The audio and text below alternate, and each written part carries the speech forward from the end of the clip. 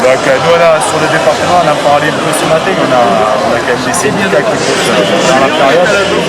J'imagine sur la question de la réquisition de l'outil industriel, notamment dans le secteur pharmaceutique, sur les syndicats qui portent déjà sur le secteur ou sur la réquisition de l'outil industriel pour permettre de répondre aux besoins des populations. Alors sur la question du vaccin, puisque c'est dans le débat aujourd'hui, mais bien au-delà, sur la question de l'accès aux médicaments pour l'ensemble des populations. Aujourd'hui, nous, le syndicat, mais comme l'UD, nous ce qu'on porte, c'est qu'aujourd'hui, on ne peut pas laisser ça aux mains des capitalistes. Et on a besoin également de répondre aux besoins. Donc mise en commun des outils de production, mise en commun des études sur la recherche. Donc on ne peut pas continuer comme ça. Aujourd'hui, la pandémie, l'épidémie, c'est la preuve qu'il faut changer de société, et notamment sur la question du pôle public du médicament. Il faut qu'on aboutisse. C'est là où j'allais en venir.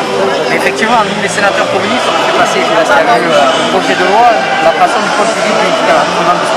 Il y a le secteur de l'économie qui doit complètement échapper, pas que complètement échapper aux logiques du marché, à la prédation du big pharma, etc.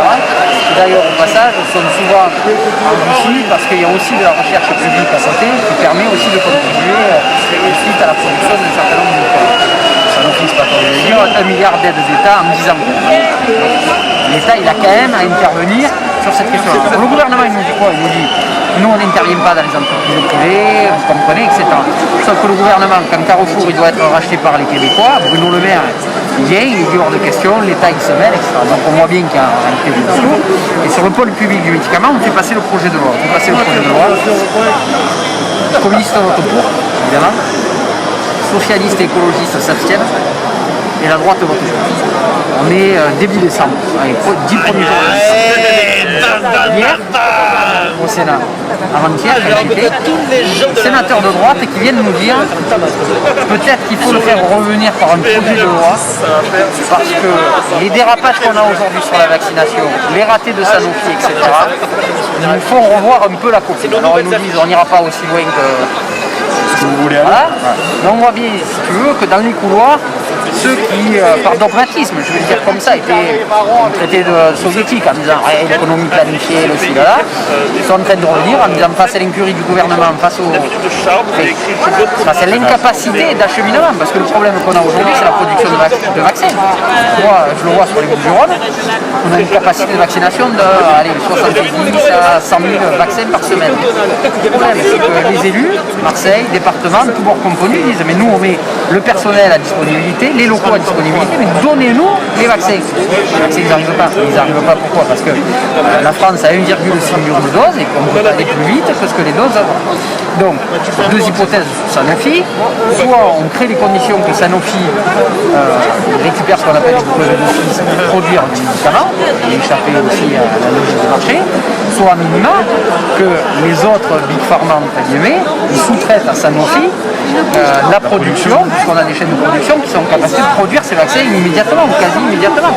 Donc ça, minimal, on devrait avoir un gouvernement qui sur ça, voilà. On a posé la question hier à la ministre, à Pannier-Runacher. On a pas, en gros, en plus, le problème, c'est que c'est dans cette période sanitaire où Sanofi disent on va supprimer 300 emplois dans la recherche et développement, alors que précisément, c'est parce que justement, on a supprimé déjà des centaines d'emplois ces 10 dernières années sur la recherche et développement et sur le reste, qu'on se retrouve dans une situation où Sanofi n'a pas été en capacité, comme d'autres laboratoires, d'être concurrentiel sur la découverte de vaccins, ce qui est terrible. Et incohérent. À force d'enlever des moyens, on ne peut pas s'étonner. Et la réponse, c'est pas de dire, écoutez, on a merdé parce qu'on a enlevé des moyens. Comme on a merdé qu'on va avoir encore moins de moyens, on va supprimer des postes. Et une belle perspective de développement de l'industrie pharmaceutique française. Non mais parce que nous ce qu'on dit aujourd'hui au niveau de la CGT, et notamment au niveau de l'Union départementale, on part de la position du ministre de la Santé qui est interpellé aujourd'hui de façon publique sur la question de la protection brevétaire. Le ministre dit, le ministre de la Santé dit la levée de protection brevétaire, elle n'augmentera pas les capacités de production. Ça c'est une réalité. C'est pas parce qu'on va lever la protection brevétaire qu'on va demain démultiplier les usines. Par contre, ce que dit la CGT, c'est que la levée de la protection forfaitaire, elle permettra de mettre à disposition l'outil existant pour produire et pour répondre aux besoins. Donc la position de la CGT, elle est simple, et en plus de ça, aujourd'hui, elle est reprise et elle est soutenue massivement par les travailleurs. On a des taux de grévistes sur la journée d'action du 19 mardi, dans le groupe Sanofi, mais bien au-delà, sur la question de l'énergie, sur l'ensemble des secteurs, qui sont à des niveaux qu'on n'avait plus atteints depuis de nombreuses années. Sur la question du pôle public du médicament, mais bien plus largement sur la question du pôle public, parce qu'il y a la question aussi de l'énergie.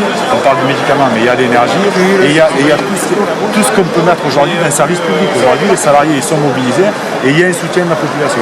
Et on a un gouvernement qui ne veut rien entendre, et qui, comme seule solution, propose d'imposer le port du masque à tout le monde dans la rue en disant c'est pas la première pandémie, c'est pas la dernière, donc on va renforcer les mesures sécuritaires, on va renforcer les obligations, mais par contre on n'est pas en capacité de réquisitionner pour pouvoir produire et pour pouvoir vivre dignement et répondre aux besoins. Et sur la question de l'image.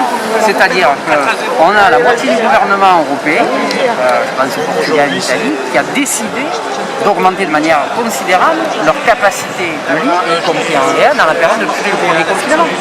Nous, on est dans une logique totalement inverse. On dit on ne touche pas à la suppression des lits de ces 10 dernières années ou 15 dernières années, et donc on réduit les libertés individuelles et collectives parce qu'on a une capacité d'accueil restreinte à l'hôpital, et donc pour éviter une surcharge et de devoir trier, c'est-à-dire entre les différents patients qui on sauve et qui on ne sauve pas, on fait des confinements, des stop and go, des couvre-feux, donc en réalité, évidemment que personne n'a vu la pandémie, mais la première des réactions c'est de dire comment on arrive à augmenter les capacités d'accueil à l'hôpital pour pouvoir traiter l'ensemble des patients. Et la question de la restriction des libertés doit arriver véritablement en dernier recours, quand véritablement tout a été mis en œuvre et qu'on n'arrive plus à faire face.